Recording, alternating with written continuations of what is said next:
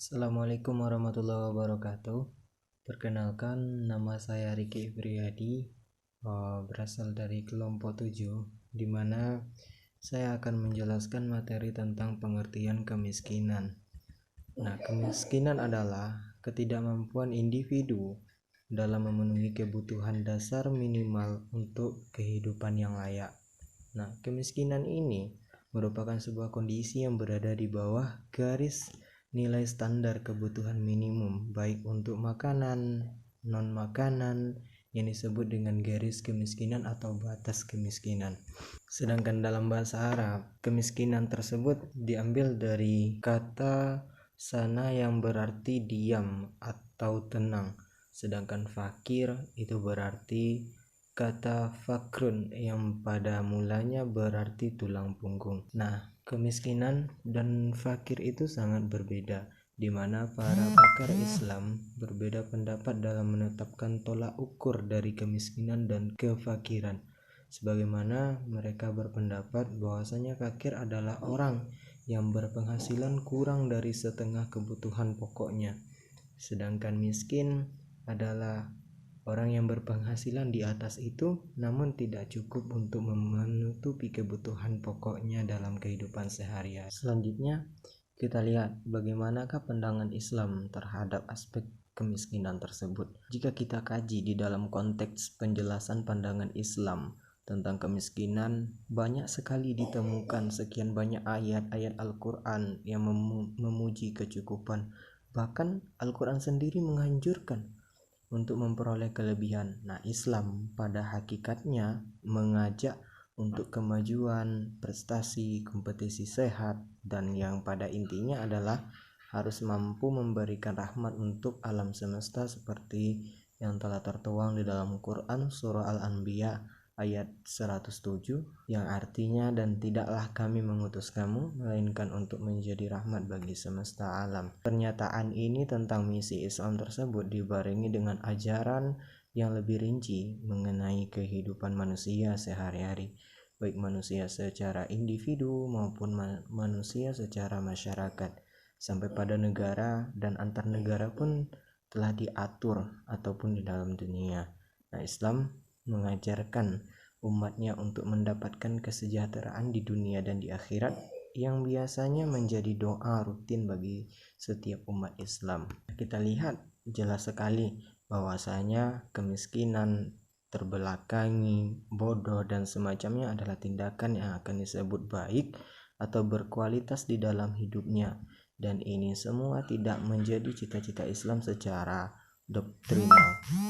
Di dalam Al-Quran sangatlah banyak yang menjelaskan, dimana kalau kita lihat surah-surah di dalam Al-Quran tersebut banyak mencakup kandungan ayat seperti pertama itu masalah keduniaan, dimana tercakup di dalam surah tersebut berusaha untuk kaya, mempunyai bobot yang besar di dalam ajaran Islam. Tidakkah sekedar suplemen sebagai anggapan umum selama ini bahwasanya kekayaan itu harus dicari di dunia maupun di akhirat.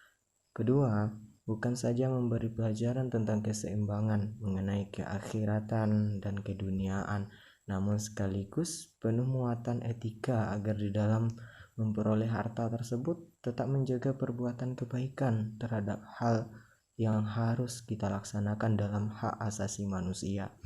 Ketiga, larangan Allah dalam mencari nafkah tersebut harus kita penuhi. Kenapa? Karena rezeki yang halal akan menimbulkan sebuah kenikmatan di dalam kehidupan ini. Jadi, sekian banyak ayat yang dijelaskan di dalam Al-Quran bahwasanya penghambat kemajuan keduniaan dan harta kekayaan tersebut, namun justru sebaliknya, yakni mendorong kemajuan keduniaan. Salah satu faktor kemajuan keduniaan adalah kemajuan harta kekayaan. Di sini jelaslah bahwa semangat ajaran Islam untuk kehidupan di dunia adalah untuk menjadikan umat Islam itu maju dalam segi perekonomiannya. Jadi, bisa kita katakan bahwasanya Islam itu sangat memandang orang yang mau berusaha dan bekerja keras, di mana untuk memenuhi aspek kehidupannya sehari-hari, sehingga faktor kemiskinan itu tidak menghambatnya untuk beribadah kepada Allah Subhanahu wa taala.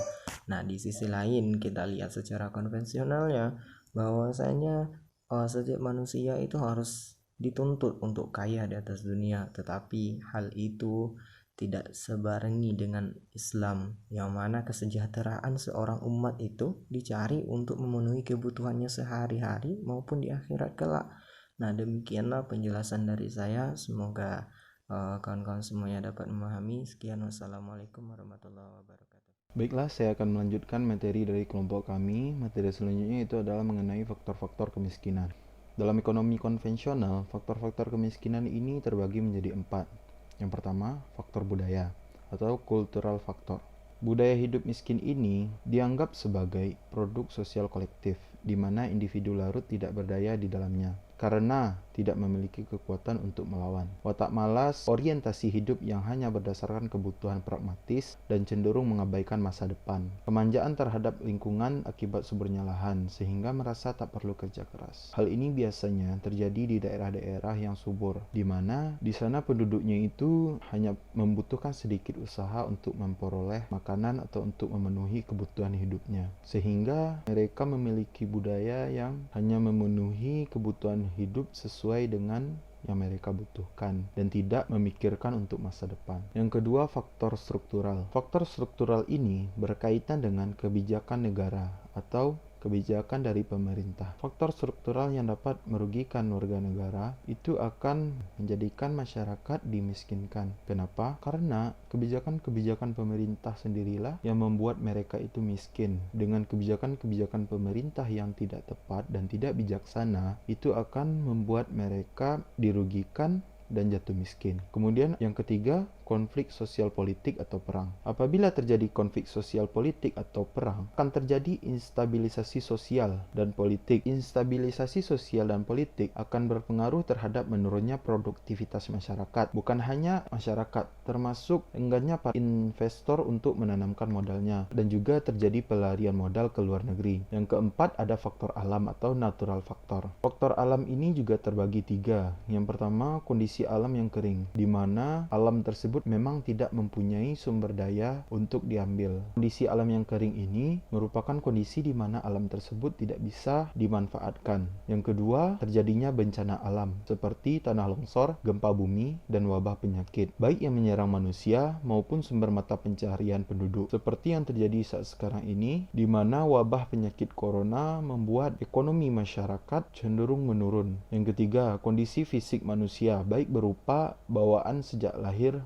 maupun pengaruh degenerasi yang menjadikan seseorang tidak memiliki kemampuan untuk bekerja secara layak. Materi selanjutnya yaitu penyebab kemiskinan dalam Islam. Setelah kita membahas tentang konvensional, sekarang kita membahas apa-apa saja yang menjadi penyebab kemiskinan di dalam Islam. Di dalam Islam juga terdapat 4 penyebab kemiskinan. Yang pertama, karena tidak berusaha. Hal ini dikarenakan mereka malas untuk bekerja dan memilih untuk meminta-minta. Terdapat dalam Quran surat Al-Baqarah ayat 273. Yang kedua yaitu penindasan. Contohnya mereka hijrah dari kampung halaman karena diusir dan meninggalkan harta benda mereka. Hal ini mereka lakukan karena mencari karunia dari Allah. Terdapat dalam Quran surat Al-Hasyr ayat 8. Yang ketiga, cobaan dari Allah. Allah memberikan siksa kepada mereka dengan menimpa kesengsaraan dan kemelaratan supaya mereka bermohon kepada Allah dengan tunduk merendahkan diri. Cobaan dari Allah ini merupakan suatu bentuk kasih sayang dari Allah kepada mereka untuk menyadarkan mereka agar kembali kepada jalan yang benar. Berbeda dengan poin keempat, yaitu mengingkari ayat Allah dan melampaui batas. Ini terjadi di mana Allah murka kepada mereka lalu menimpakan mereka dengan kenistaan dan kehinaan. Poin keempat ini merupakan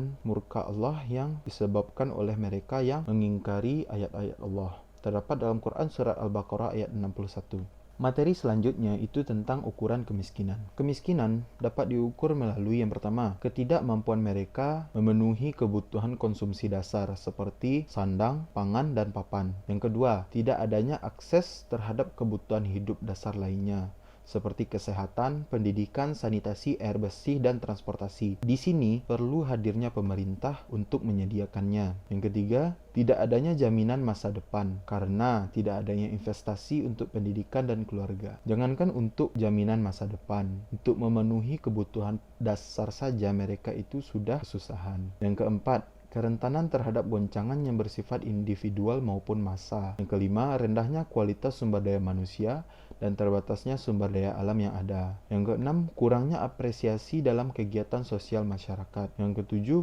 tidak adanya akses dalam lapangan kerja dan mata pencaharian yang berkesinambungan. Yang kedelapan, ketidakmampuan untuk berusaha karena cacat fisik maupun mental. Yang kesembilan, ketidakmampuan dan ketidaktergantungan sosial, seperti anak-anak terlantar, wanita korban kekerasan rumah tangga, janda miskin, sekelompok marginal dan terpencil. Sedangkan Bank Dunia mendefinisikan kemiskinan absolut sebagai hidup dengan pendapatan di bawah 1 US dollar per hari dan kemiskinan menengah untuk pendapatan di bawah 2 US dollar per hari. Sekian materi dari saya, dilanjutkan oleh penampil berikutnya. Baik, saya akan melanjutkan materi kelompok 7, yaitu poin solusi penanggulangan kemiskinan. Di sini ada 4 solusi, yaitu yang wajib dilakukan. Pembagian yang wajib dilakukan ini terbagi menjadi 3 lagi, yaitu yang pertama, zakat. Zakat itu berarti pertumbuhan, karena dengan memberikan hak kepada fakir miskin dan mustahik zakat lainnya dari harta yang kita miliki, maka akan membentuk suatu sirkulasi uang dalam masyarakat yang berakibat pada berkembangnya fungsi uang. Kemudian penyaluran zakat dapat dilakukan secara langsung maupun diserahkan kepada lembaga zakat seperti badan amil zakat yang dikelola oleh pemerintah maupun lembaga amil zakat yang dikelola oleh swasta. Kemudian yang kedua, yaitu menolong orang miskin sebagai ganti dari kewajiban keagamaan seperti membayar kafarat, membayar fidyah. Yang ketiga, menolong orang miskin sebagai sanksi dari pelanggaran hukum agama, ya seperti membayar kafarat. Kemudian solusi yang kedua, yaitu yang dianjurkan.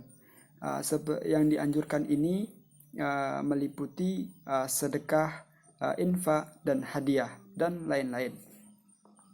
Tentu saja semua hal tersebut dilakukan bagi orang-orang yang mempunyai finansial yang mampu.